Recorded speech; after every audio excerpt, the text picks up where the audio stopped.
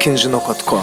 Yüreğimin şartlığını söz bilen aydayan size. Bu dünyada bağıt yok, bundan olayım bana. Bir ener oğul verdi, bir açılan gül verdi. Şükür etyen Allah'ıma, ağzı bir maşgalama. El boyu ele yaşadık bu ömrü. Sizce güller kurşudu, maşgalamadı. Yeni bir gül açıldı, aramıza aktı canım geldi. Kocaman royalty saçan meleğimi, ovadan güller bulup açan meleğimi. Ocağımıza rızkın devlet seçen altın meleğim yüreğim.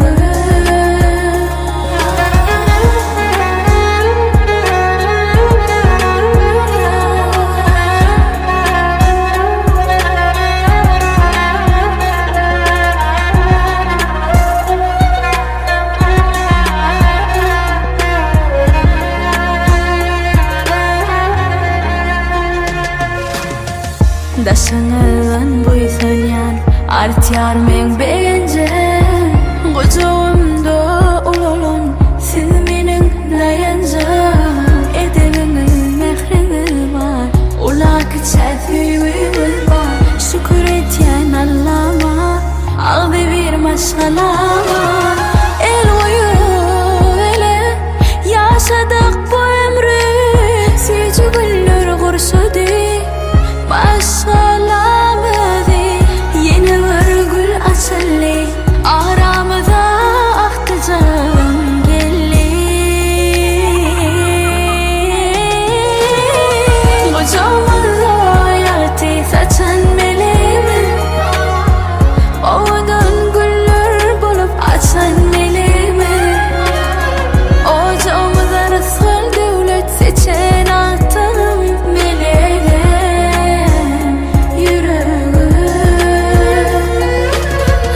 Kocaman royalty saçan meleğimi, ovadan güller bulup açan meleğimi. Ocağımıza rızkın devlet seçen altın meleğim yüreğim. Bir elseler ağlamının biri kahvağa toylaştım. Ay Melekşan'ın yaşlıyım olsun alacağım. Tapka toylarında, diplom toylarına, bağıt toylarına şeyde oturmak hemen. Yersir etsin. Ay Melek en bir bağıt